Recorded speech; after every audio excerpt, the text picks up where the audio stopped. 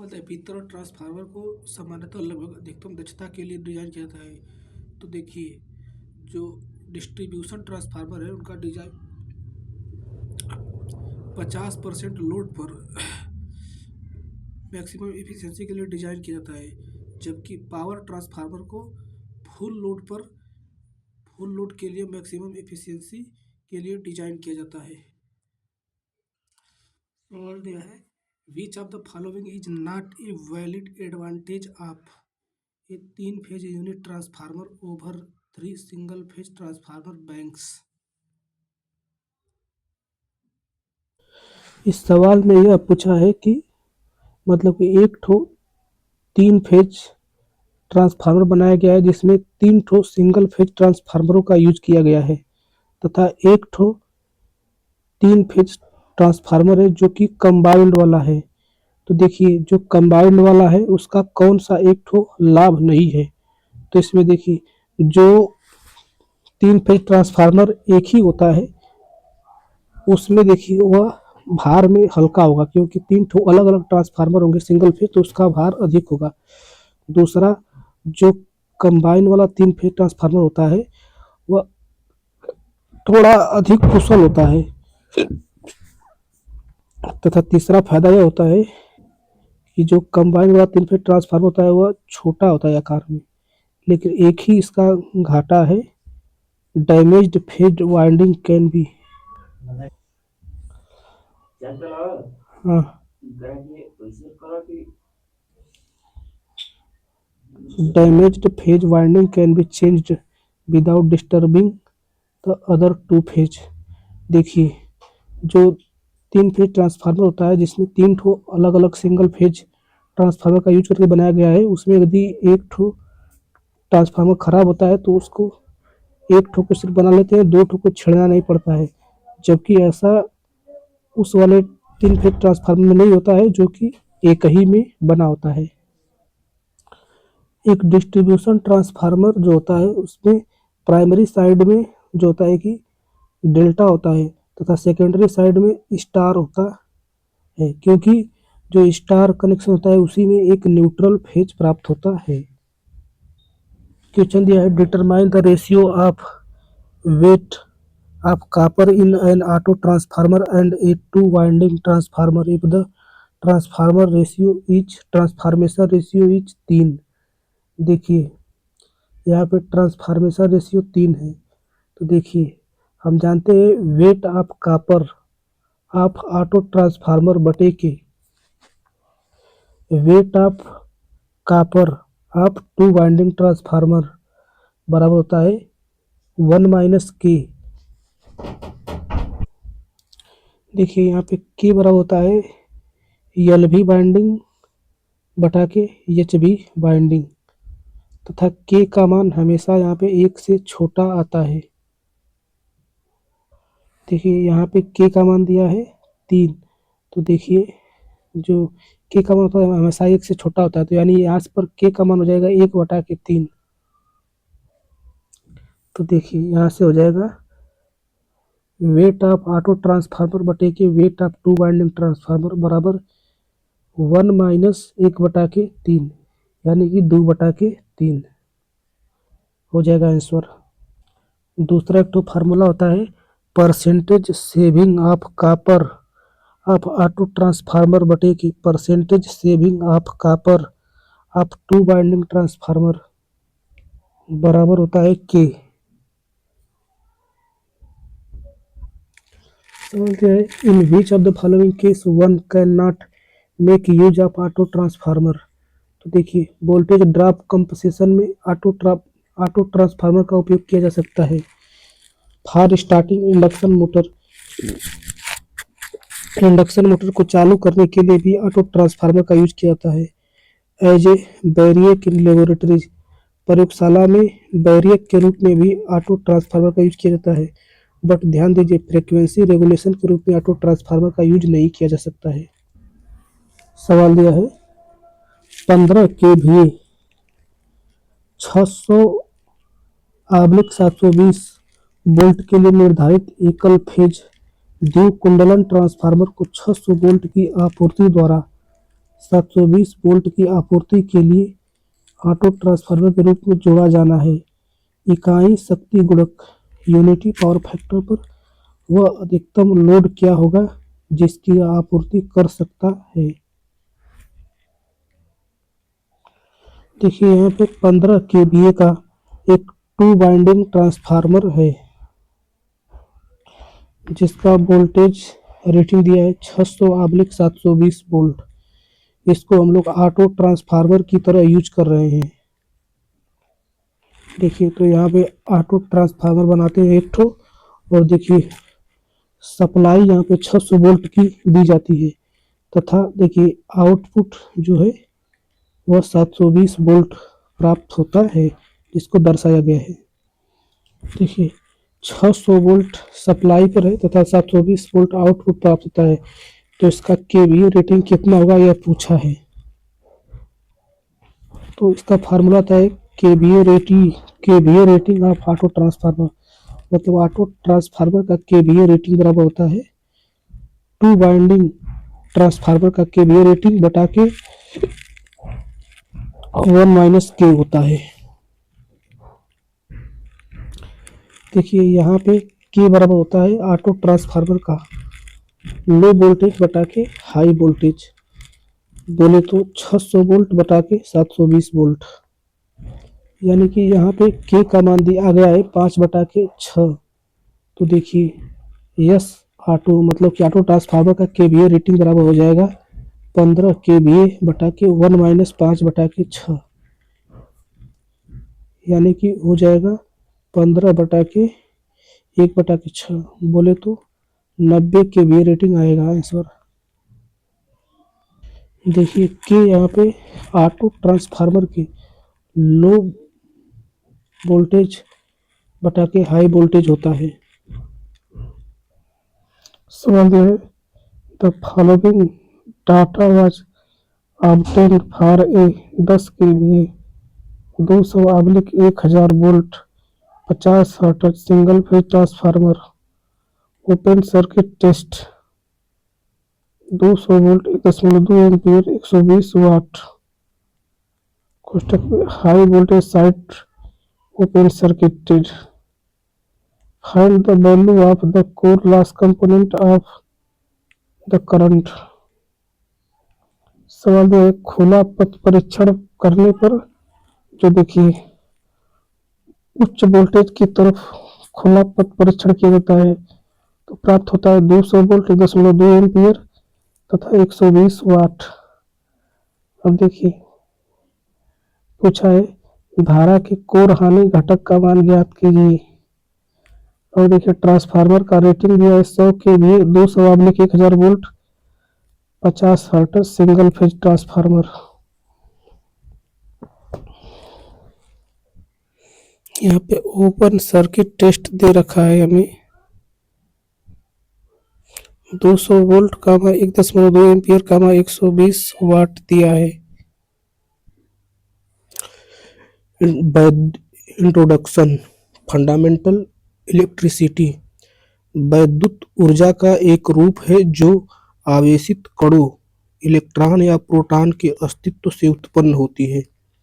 वैद्युत पदार्थ में या तो स्थिर रूप से आवेश के संचय के रूप में या गतिशील रूप से धारा के रूप में होती है। नोट इलेक्ट्रिक चार्ज का फ्लो ही इलेक्ट्रिसिटी है।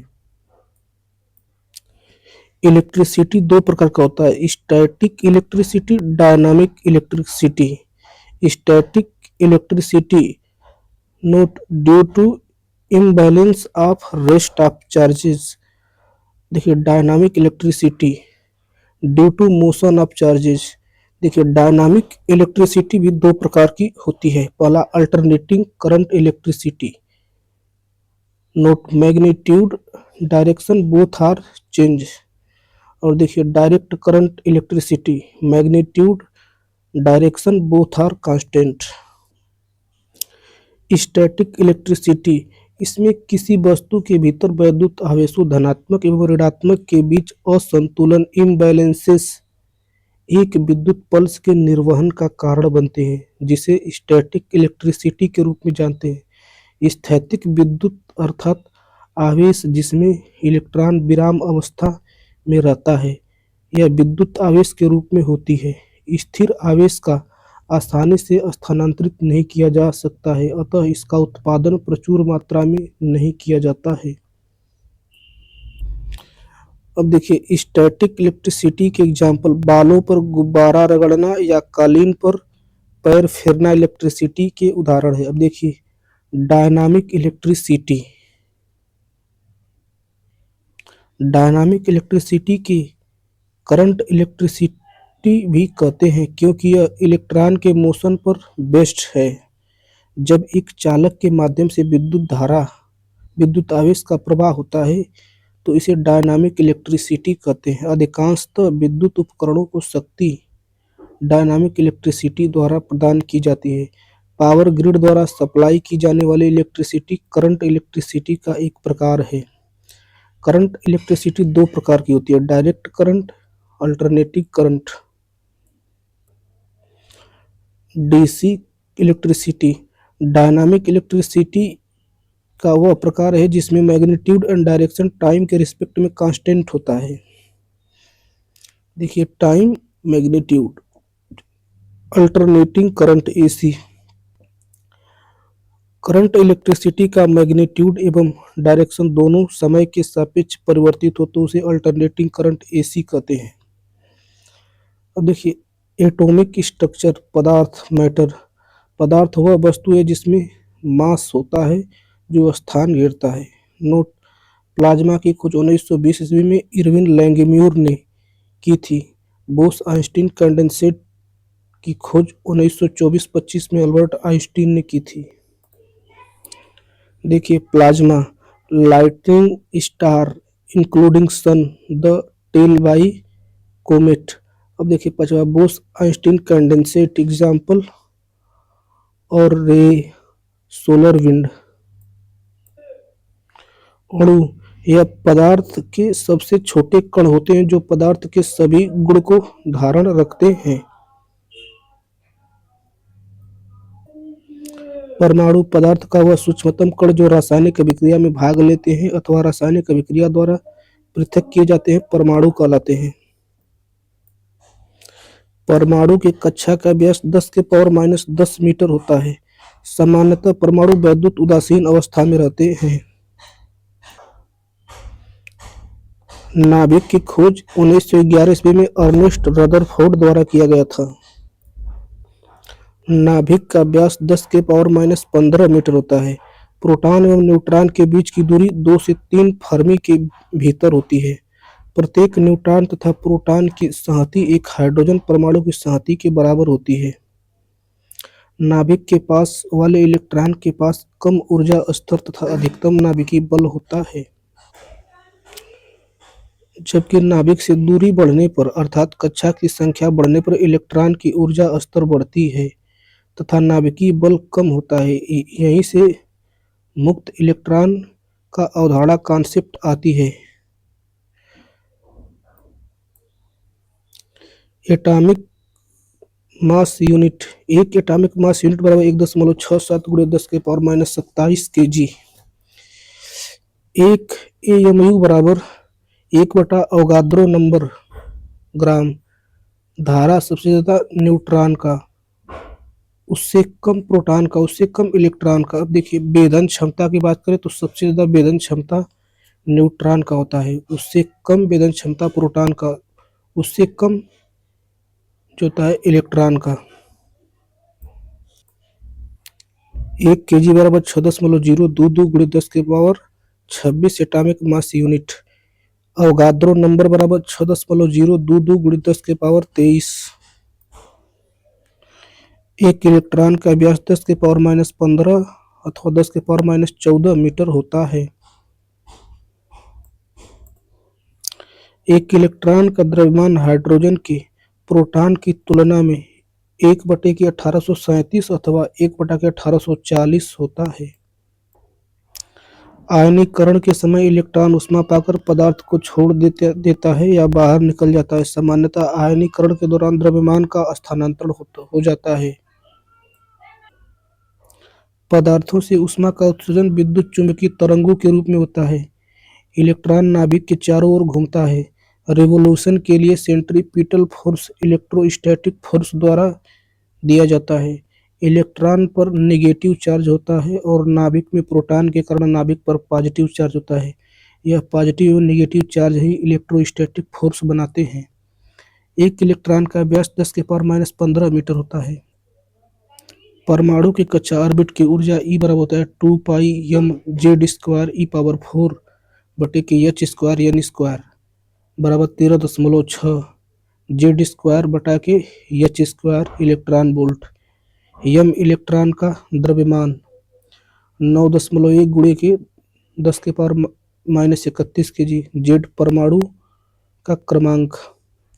ई इलेक्ट्रॉन का आवेश। एन कक्षा की संख्या। एच प्लांक नियतांक 6.6 × 10⁻34 जूल सेकेंड।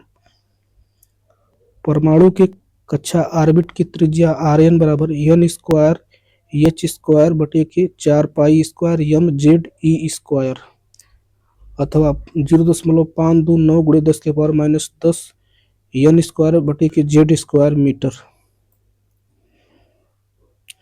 मेटल एटम के आउटर मोस्ट शेल से जब इलेक्ट्रॉन लूज होते हैं तो क्लोज्ड पैकेट वाले धनात्मक आयन के चारों ओर नेगेटिव चार्ज बनाते हैं। ये मुक्त हुए इलेक्ट्रॉन कंडक्टर में फ्री इलेक्ट्रॉन कहलाते हैं, जो मेटालिक स्ट्रक्चर के रूप में मुक्त रूप से मूव कर सकते हैं। ये फ्री इलेक्ट्रॉन पदार्थ से मूव करते हैं तथा हीट एंड करंट को कैरी करने के लिए रिस्पांसिबल होते हैं। विद्युत आवेश किसी पदार्थ का वह मौलिक गुण होता है जिसके कारण पदार्थ में विद्युत एवं चुंबकीय प्रभाव महसूस किए जाते हैं। किसी वस्तु में इलेक्ट्रॉन की अधिकता या कमी होना आवेश को प्रदर्शित करता है।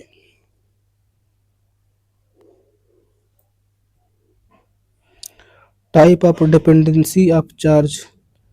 Time dependent charge. जब आवेश का मान समय के सापेक्ष बदलता है तो उसे टाइम डिपेंडेंट चार्ज कहते हैं। Q बराबर AT² + BT, where Q time dependent charge, A and B constant T time. अब देखिए टाइम डिपेंडेंट चार्ज। जब आवेश का मान समय के सापेक्ष नहीं बदलता है तो उसे टाइम इंडिपेंडेंट चार्ज कहते हैं। Q बराबर NI/AD। यहाँ पर A 1 मीटर², D 1 मीटर, Q बराबर NI होता है। Q टाइम इंडिपेंडेंट चार्ज है। N इलेक्ट्रॉनों की संख्या। E मूल आवेश 1.6 × 10⁻⁻19 कूलाम। मूल आवेश एक भौतिक नियतांक है। एक प्रोटॉन के ऊपर जितना विद्युत आवेश पाया जाता है उसे मूल आवेश कहते हैं। उसे E से प्रदर्शित करते हैं। आवेश का SI मात्रक कूलाम होता है। इसे एम्पियर सेकेंड भी कहते हैं। पृथ्वी इलेक्ट्रिकली न्यूट्रल होती है लेकिन क्रस्ट निगेटिवली चार्ज होती है तथा पृथ्वी का इंटीरियर पार्ट पॉजिटिवली चार्ज होता है। स्थिर आवेश केवल विद्युत क्षेत्र उत्पन्न करता है जबकि गतिशील आवेश विद्युत तथा चुंबकीय दोनों क्षेत्र उत्पन्न करता है। नोट: किसी वस्तु के विद्युतीकरण के लिए इलेक्ट्रॉन उत्तरदायी है, न कि प्रोटॉन, क्योंकि प्रोटॉन को नाभिक से हटाना सुगम नहीं है। वैद्युत आवेश न तो उत्पन्न किया जा सकता है और न ही नष्ट किया जा सकता है। यह विद्युत आवेश संरक्षण का नियम कहलाता है। प्रकृति की किसी भी घटना में जहाँ आवेश का आदान प्रदान होता है, इस नियम का उल्लंघन नहीं कर पाया जाता है।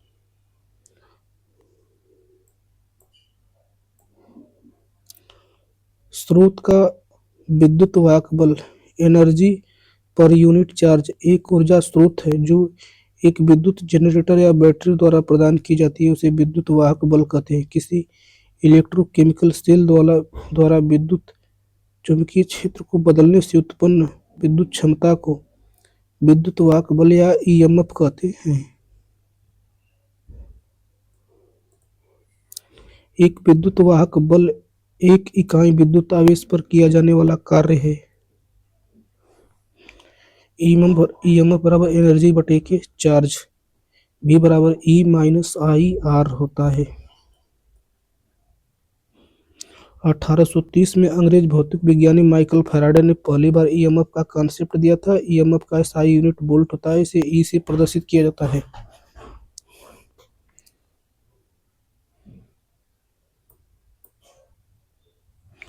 विद्युत वाहक बल का मान सदैव विभवांतर से अधिक होता है। Electromotive force EMF E is E बराबर V प्लस IR। भी विभवांतर, आई परिपथ में धारा, स्मॉल आर सेल या जनित्र का आंतरिक प्रतिरोध। एक डिवाइस द्वारा उत्पन्न ईएमएफ वह बल होता है जो परिपथ में दो बिंदुओं के बीच विभवांतर को बनाए रखता है। विद्युत विभव इलेक्ट्रिकल पोटेंशियल प्रति इकाई आवेश को चालक में अनंत से किसी बिंदु तक लाने में किया गया कार्य वैद्युत विभव कहलाता है। वैद्युत विभव V बराबर किया गया कार्य W बटा के आवेश Q। Unit of electric potential joule प्रति कूलाम्ब। यदि किसी चालक में अनंत से एकांक आवेश को लाने में किया गया कार्य 1 जूल हो तो उत्पन्न विभव 1 वोल्ट होगा। विभवांतर यदि दो पिंडों की विद्युत क्षमता अलग अलग है तो पिंडों के बीच विभवांतर मौजूद होता है।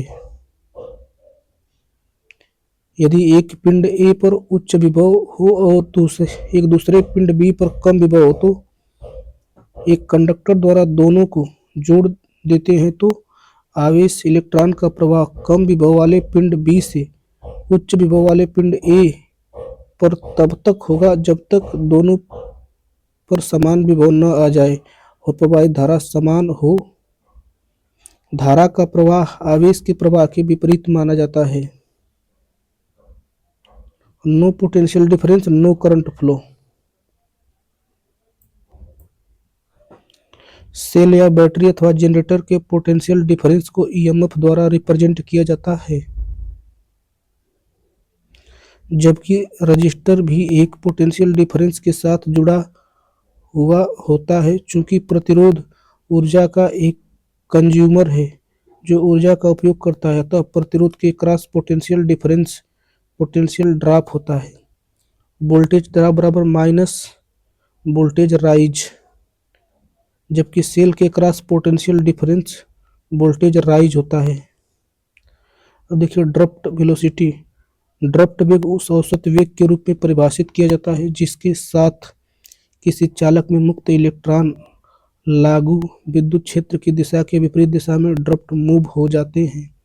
जब किसी पदार्थ पर विद्युत क्षेत्र लगाया जाता है तो पदार्थ के अंदर के आवेश एक वेग प्राप्त कर लेते हैं और अप्लाइड लागू विद्युत क्षेत्र की दिशा के आधार पर एक दिशा में बढ़ना शुरू कर देते हैं। आवेश कण द्वारा प्राप्त वेग को आवेश वेग या अपवाह वेग के रूप में जाना जाता है। इसे VD से प्रदर्शित करते हैं। VD बराबर E into mu. VD drought वेग तथा E विद्युत क्षेत्र की तीव्रता वोल्ट पर मीटर, म्यू गतिशीलता मीटर स्क्वायर पर volt second. The electron moves at the Fermi speed and has only a tiny drift velocity superimposed by the applied electric field. Copper wire microscopic view drift velocity VD, electric field E, positive charge negative charge. Electron drift वेग बहुत धीमा होता है। Drift velocity. जब किसी पदार्थ पर विद्युत क्षेत्र लगाया जाता है तो पदार्थ के अंदर के आवेश एक वेग प्राप्त कर लेते हैं और अप्लाइड लागू विद्युत क्षेत्र की दिशा के आधार पर एक दिशा में बढ़ना शुरू कर देते हैं। आवेश कण द्वारा प्राप्त वेग को आवेश वेग या अपवाह वेग के रूप में जाना जाता है।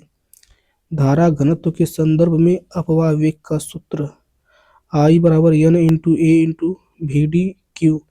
VD बराबर 1 बटा के AN, I बटे के A बराबर N VD Q। VD बराबर J बटा के NI। यहाँ पे I धारा, N इलेक्ट्रॉनों की संख्या, Q इलेक्ट्रॉन का आवेश कूलाम में। VD drift velocity. Drift velocity conductor के एरिया और उसमें प्रवाहित धारा पर निर्भर नहीं करता है। अब देखिए आवेश का वेग। किसी चालक में आवेश जिस गति से प्रवाहित होता है उसे आवेश का वेग कहते हैं। उसका मान काफी कम होता है। इसका वेग 1 मीटर प्रति सेकंड से भी कम होता है। गतिशीलता mobility.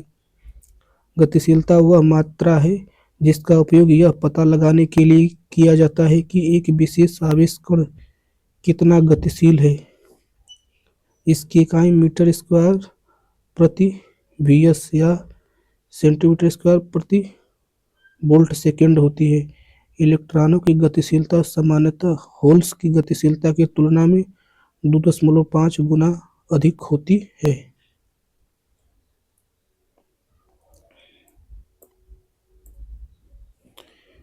Velocity of field propagation. जिस गति से चालक के सभी भागों में ईएमएफ का प्रभाव अनुभव किया जाता है, जिसके परिणाम स्वरूप धारा प्रवाह होता है, उसे विद्युत क्षेत्र के प्रसार का वेग कहा जाता है। यह धारा एवं वोल्टेज से स्वतंत्र है और इसका उच्च एवं स्थिर मान लगभग 3 × 10⁸ मीटर पर सेकंड होता है। Current flow. Electron flow. Battery. विद्युत सर्किट इलेक्ट्रॉन का प्रवाह बैटरी या स्रोत के ऋणात्मक टर्मिनल से धनात्मक टर्मिनल की ओर प्रवाहित होता है, जबकि धारा का प्रवाह धनात्मक टर्मिनल से ऋणात्मक टर्मिनल की ओर इलेक्ट्रॉन के प्रवाहित होने की दिशा में प्रवाहित होता है। अब देखिए डिपेंडेंट करंट।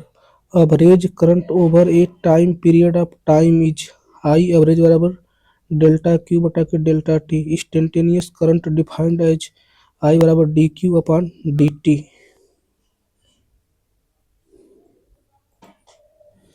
विद्युत धारा एक अदिश राशि है।